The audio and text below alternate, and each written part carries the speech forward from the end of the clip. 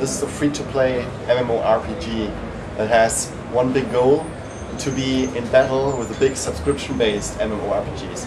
That means we're featuring every 3 to 4 months new exclusive features, including new areas, zones, new items, new races, new classes, everything we can actually wish for as a gamer.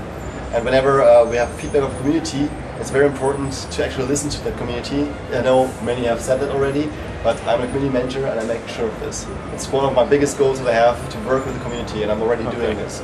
So this is a big impact. One of the first impacts, for example, from the community, or actually our own impact as well, is we have this original from Taiwan.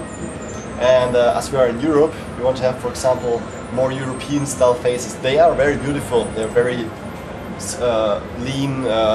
No, there's nothing in there that might disturb you. They have big eyes, but we also have these that are more Western. For example, this one, a little beauty mark there. And so we have extra. It was especially for the GC now to have some of those already implemented. They're like 16 to 18 faces each gender, but they're not in there all. All of them are not in there yet. So there will be more. As I said, the features will be increased more and more. It's always free to play. Downloads will not cost a thing. So basically, it's content based. We want to offer not only new areas but also new features. We want to keep it going, basically. Right. Of course, you can recolor your hair as you want. Maybe a little bit more blonde, or yeah, it's a dirty blonde. Or you can also change, of course, the height. It's also possible. And the hairstyle, of course, something more short with different length. All is possible, and even more will be possible later on with the nose and the lips and eyes. It's all in development, like I said. Lots and lots to do there. Just to show you a little bit more the difference again from the male part. You see here, nothing, no scars, nothing. And then we started doing this. So basically you have here a warrior veteran as an example, or something with beards. Here, for example, different colored eyes. Of course, everything will be enabled or disabled as you want later on. So we're featuring 6 classes in the beginning, 2 more. That's one of our bigger updates coming in around December when the game actually is being released. It will be 2 more classes then, and 1 more race. At the moment it's just the humans, with one starting area. Every race will start in a different area, of course. So we have the warrior, the scout, the rogue, mage. Don't think I have to say anything about that anyways. The priest is a little bit different from normal priest. He's not only able to heal, and actually he's capable of wearing a shield too. He's also able to cast combat spells, attack spells if he wants to. Okay. So you can decide yourself where you're putting your talent points, because it's a system how you increase the skills after a level increase. It's not only the, you know, like from pen and paper, you were able to say, okay, I want to increase this with this and that. So you got some stat points. And in this case, it's similar. So you're getting talent points to actually contribute to your skills. It's a skilling system. Every level you have the possibility to do this. And sometimes even if you do normal combat, you might get a little extra bonus, basically. Yeah. But mostly it's definitely from the questing and getting a level up. So this is the knight. The knight is not a paladin. Very important. He's the main tank.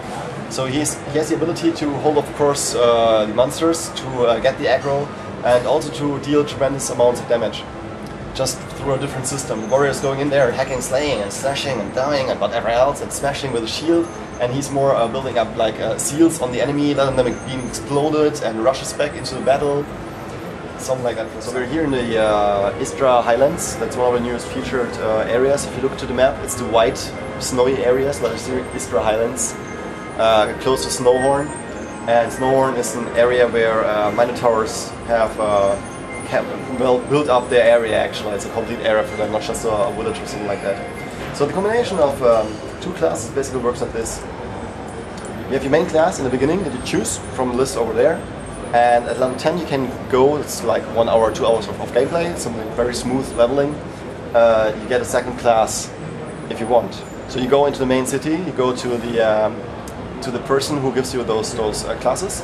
You choose whichever you want, except for the same knight, which makes no sense if you have knight. Doesn't really help that way. And while you have the main aspects of one class, you get to get the secondary skills of the second class. So that way you combine, for example, Knight and a Priest, which is, for example, a very good tanking combination, because if the main healer is down, you still have the ability to put HOTS on you, or to heal you and you in the group a little bit. So just to show you that in action. Gonna pull this one with a Priest spell. He's gonna summon the pet, so he's gonna stand there for a second. While he's doing this, go a little bit closer, applying some of the seals that I mentioned. I can, of course, kite if I want, but on the Knight I don't have to.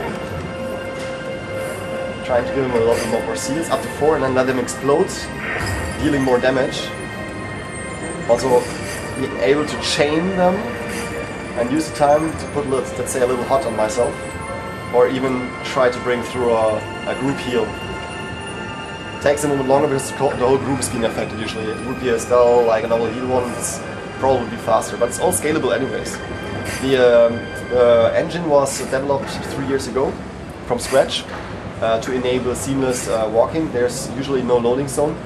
Usually, I mean, there are instances, but they are usually either the instances for dungeons or housing, or in guild house, for example.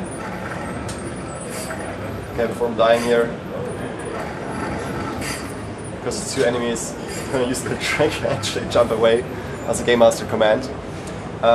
Players also have the ability, of course, to bind themselves in a spot and use the town portal system basically to get away, to get to their city or whichever. There's also going to be something in there that's called a recall system. I don't know how much you are in older games, but there was a system like this as well. Axel mentioned that there are quite some impressions from other games.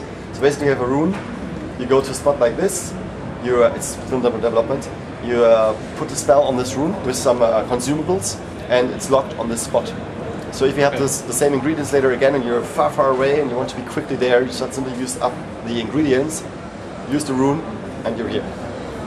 That way it's faster.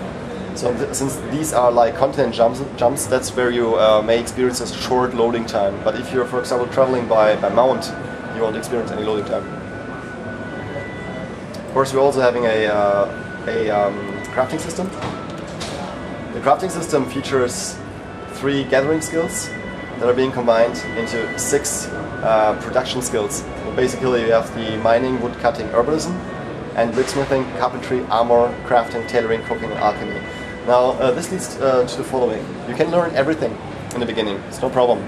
But at some point it's taking longer, of course, to increase, you know, from other games it takes longer, more time and more resources as well. So you focus on one, so you have the full energy there. And that way you can master one of them. Mastering that, you can craft epic items. If it's swords, armor, whichever, doesn't matter. You can sell them, you can use them, you can dismantle them, I'll show you that in a moment. And you can of course also trade them between your buddies or your guildmates or anything like that. So let's say we'll go into a little system. You have the ability, the unique ability of every character to dismantle an item.